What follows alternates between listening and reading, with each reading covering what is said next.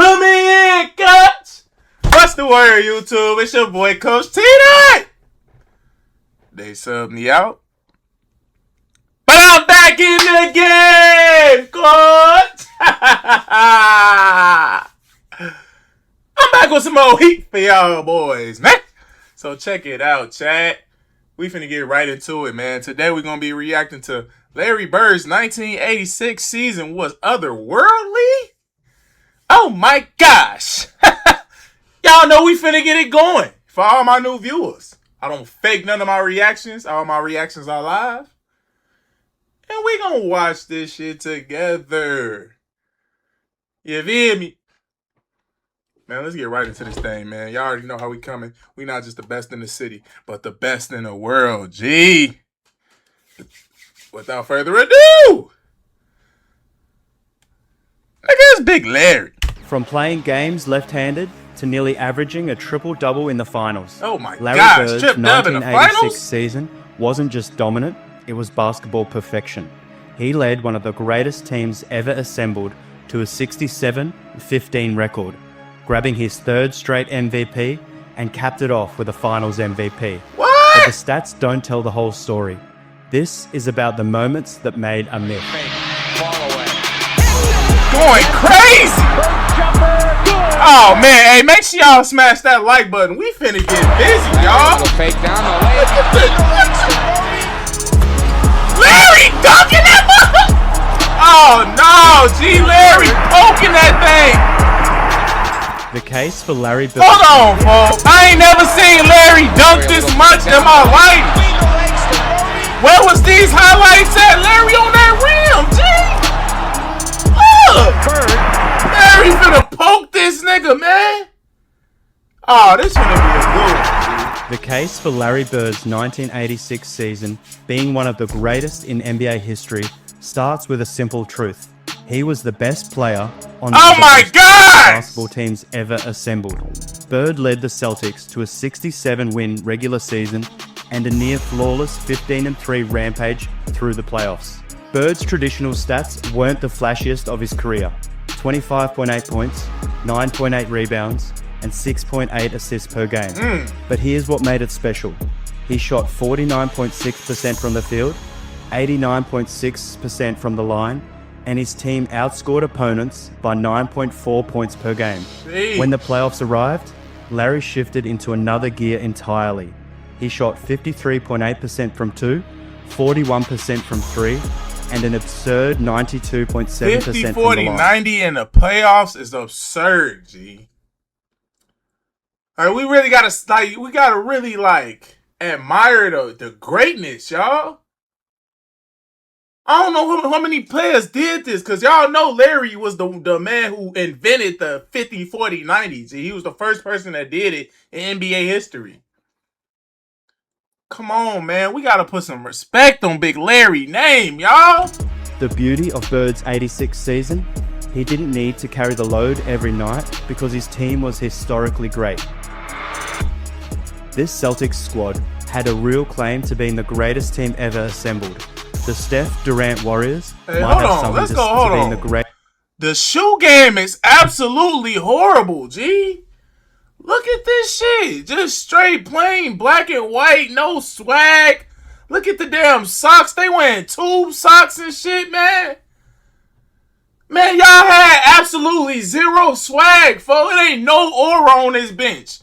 The only nigga I can really peep is Larry, and that's just because it's Larry, folks. I see why Mike needed to come in the league and take over, G. Y'all niggas ain't had no aura, folks. Mike had all the aura and just came in and stole that shit from y'all. That's why he gave y'all 63. Greatest team ever assembled. The Steph Durant Warriors might have something to say, but even they have to look over their shoulder. The roster tells a story. 4 Hall of Famers in the starting lineup. Bird, Kevin McHale, Robert Parrish, and Dennis Johnson. Coming off the bench, 6th Man of the Year, Bill Walton, another Hall of Famer. Rounded out with elite role players like Danny Ainge, Jerry Sitching, and Scott Wedman, legends in Boston in their own right. That's an embarrassment of riches. Coming into the season, Bird was already a legend. 2 championships, 2 MVPs, and a rivalry with Magic that defined the NBA. But losing to the Lakers in the 1985 finals ate him up. "I played terrible," Bird said later. "I couldn't wait for the season to start." That hunger would fuel one of the most dominant seasons in basketball history. Boston added Bill Walton that year, and he turned out to be the perfect piece, earning 6th Man of the Year honors and giving the Celtics a front court rotation of Bird, Bill, McHale, Parrish, Walton. That might be the greatest ever. Bird was in his bag all season. Bang. Going crazy. He famously trash-talked Hakeem Olajuwon at the All-Star game, won the first ever three-point shootout, and was recognized as the most valuable player in the NBA regular season. Damn, in doing Larry. so, he became just the 3rd player in NBA history, after Bill Russell and Wilt Chamberlain, to win 3 MVPs in a row. But Bird wasn't just filling the stat sheet. He was controlling games, rebounding, playmaking, dictating tempo, all with surgical precision. His feel, grit, and basketball IQ turned every game into a masterclass. In 1986, Bird wasn't just the best player in the world. Oh he my redefined God! what greatness looked like, and he lifted his team to basketball immortality in the process. But MVPs only tell part of the story. Legends are made in moments, and Bird's 1986, it was full of them. Of all of Bird's legendary moments in 1986, one stands above the rest as pure basketball mythology. The left hand game for Larry Bird's legendary left-handed game against the Portland Trail Blazers. on It's up there Valentine's Day. with Jordan's flu game. The story goes that Bird got so bored beating opponents with his dominant hand, he decided to switch things up for fun. When asked why he kept going to his left during Boston's 120-119 overtime win in Portland on February 14, 1986, Bird gave the perfect answer. "I'm saving my right hand for the Lakers," he told the Boston man. Globe. And the wild part, even if he'd used only his right hand, the stat line would have still been absurd. 47 points, 14 rebounds, 11 assists, triple-double, on the road, no Yo. Kevin McHale, and against a solid playoff team. At that point in the Yo, season, hold on. no Kevin McHale, 10 rebounds. Yo, this Portland Trail Blazers team, folks. Y'all were, bro, this had to be one of the sorriest teams in NBA history, G. There's no way y'all allowed this man to get 47, 11, and 14 all with his left hand, man. Like, my man didn't even respect y'all enough to even attempt shots with his right, G.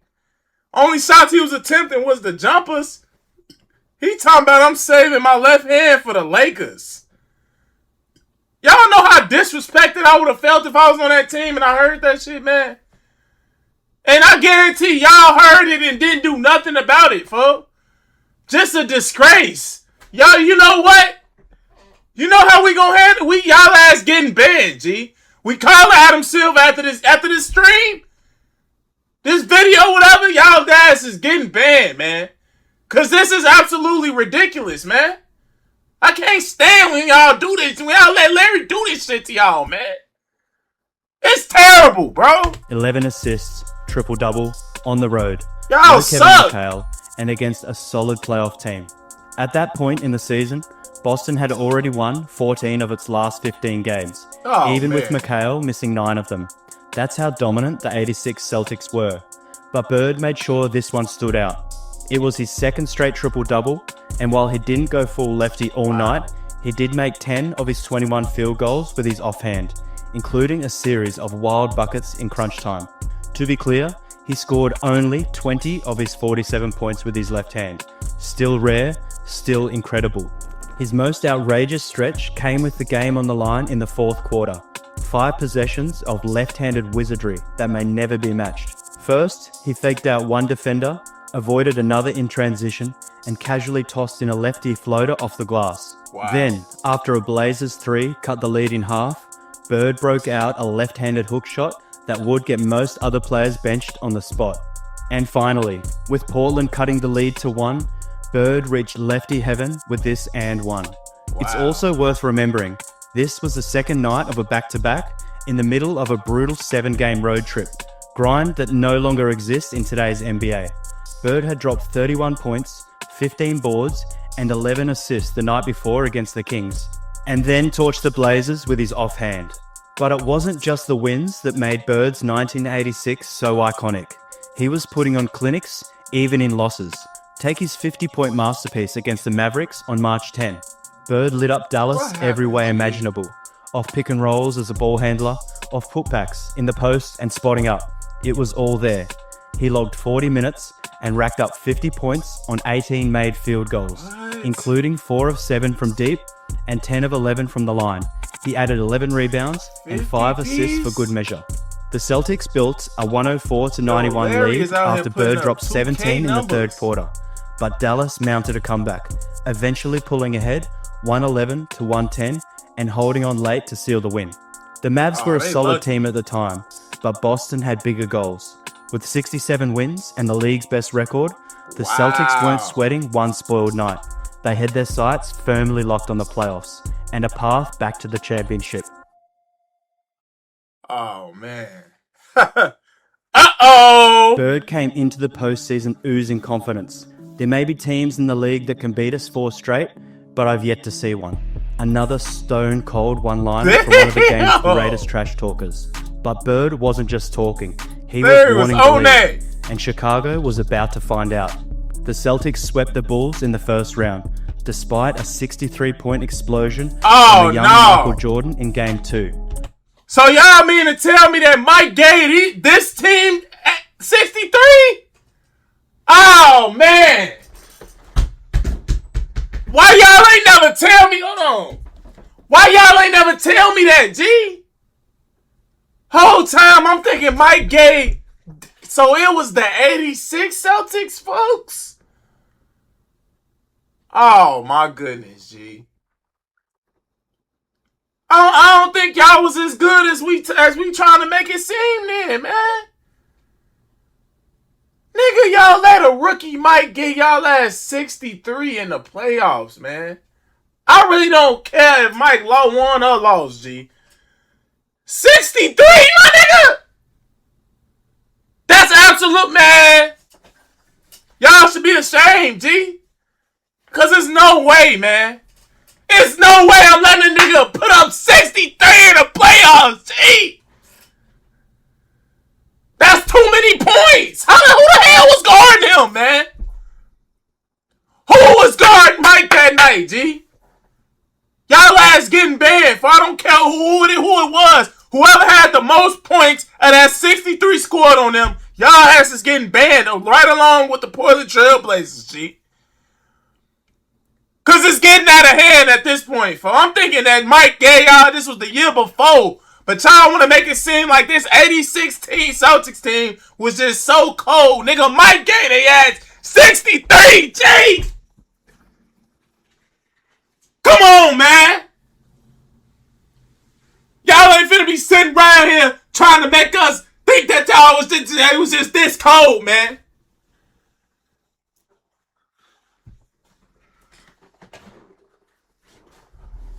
$63 my ass, man. Y'all Bird cruised through the series, averaging 28 points, 8 rebounds, and 8 assists on his usual brutally efficient shooting. He even threw a jab at the future GOAT while they were on the court. When Jordan tried to guard him in the post, Bird reportedly said, "What are you doing? You better get out of here. Get back out on that perimeter." After starting the playoffs with 6 straight wins, 3 against Chicago and 3 more over Atlanta, the Celtics was steamrolling. Larry was locked in, and so was the team. They were on a mission. No NBA team had ever come back from a 0-3 deficit, and the Hawks star, Dominique Wilkins, gave it everything he had. But the human highlight film lacked the supporting cast needed to keep up. Even he admitted, Dominique. They are beatable, but you have to play 48 minutes and not 47 or 46. Why you stop playing defense, you have to play the entire game. The Hawks managed to stave off elimination with a Game 4 win, 106-94, but that only delayed the inevitable. Boston came back in Game 5 and demolished them, 132-99. A beatdown that reminded everyone just how loaded this Celtics team was. Next up was Milwaukee in the Eastern Conference Finals. And another sweep. Few of Bird's highlights are more fun to watch than his triple-double in Game 3 of that series. on May 17. Bird dropped 19 points, 16 rebounds, and 13 assists, and flexed every ounce of his court vision and passing creativity. Now, how is this for a sequence? Bird dove for a loose ball, passed from the floor to McHale, then followed it up with an over-the-shoulder dime to Parrish and a slick tip pass to McHale. The Celtics' ball movement in that game, poetry in motion. Bird wasn't just a scorer, he was the conductor. His unselfish play elevated everyone. I need to add that to my package. He embodied team-first basketball while being the best on the court. Of course, Larry's clutch shooting was there too. He gave Boston its first lead with a late jumper and iced the game with a dagger three-pointer to put them up by 10 with a late jumper. Larry's clutch shooting was there too. He gave Boston its first lead with a late jumper, then iced the game with a dagger three-pointer to put them up by 10 with just over 2 minutes left. The Celtics were unbeatable, and Bird was the soul of it. Their dominance wasn't just physical, it was mental, tactical, and cultural, and it all stemmed from him. The Eastern Conference sweep set the stage for the final challenge, the NBA Finals against the young and athletic Houston Rockets, led by the Twin Towers, Hakeem Olajuwon, and 7'4" Ralph Sampson. Houston wasn't unfamiliar to Boston. The head coach, Bill Fitch, had been Bird's first NBA coach, and the man who helped him win his first ring in 1981. While Fitch's grueling drill sergeant style eventually wore out most of the Celtics, Bird remained loyal, once calling him by far the best coach I've ever seen. So when the Celtics faced Fitch's Rockets in the finals, Bird took it personally. Then Houston gave him even more fuel for the fire. Before Game 1, Olajuwon, who was born and raised in Lagos, Nigeria, made headlines by saying, "I know nothing of this tradition. I'm not from around here."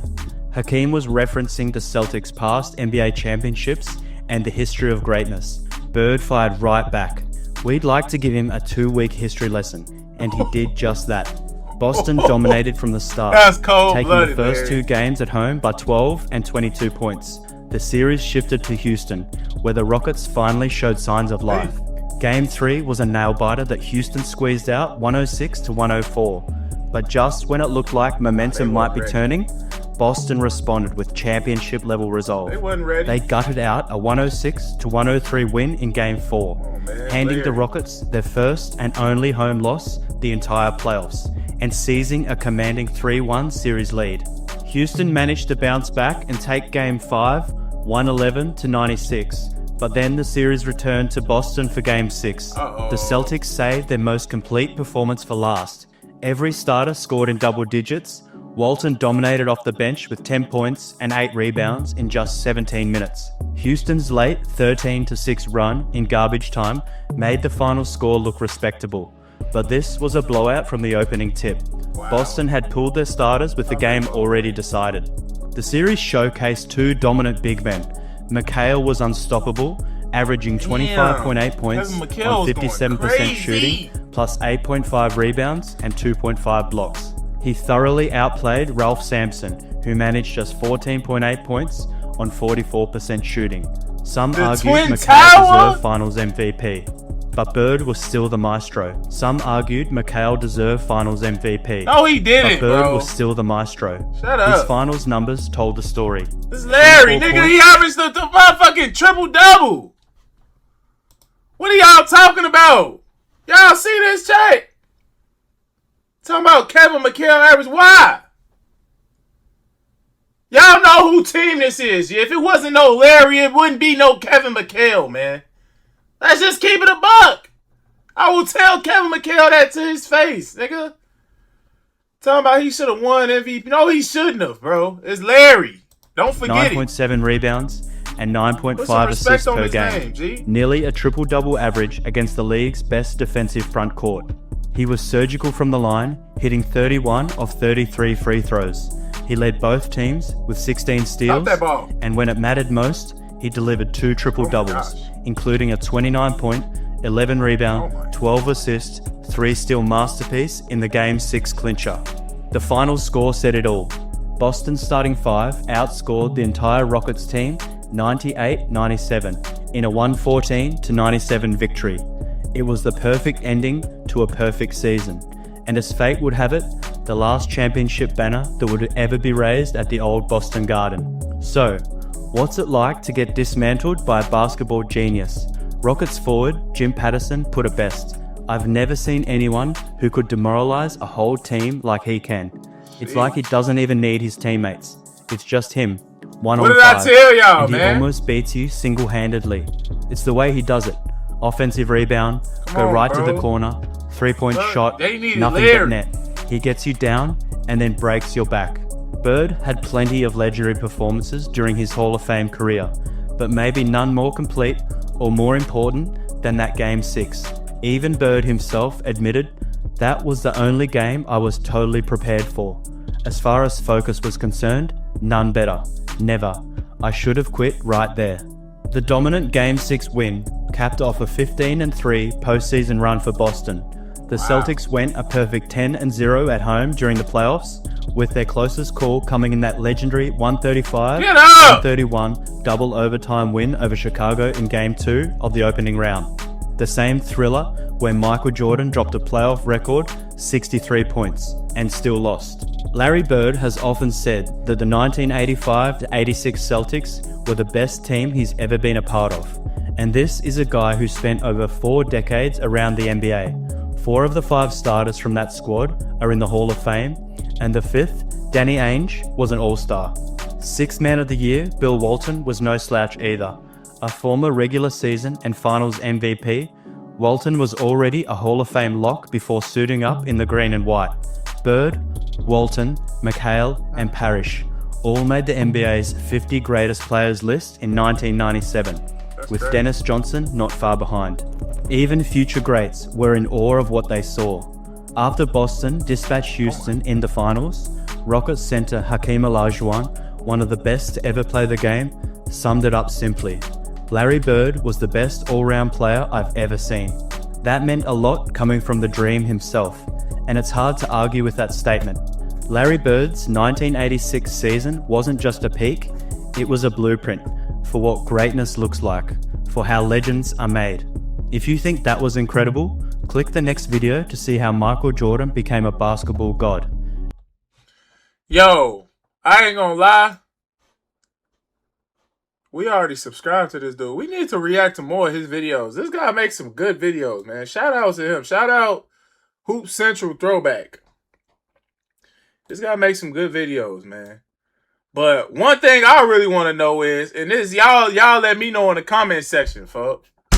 We know 1986 was Larry's best season. All right, overall, probably from like individual standpoint, as a team.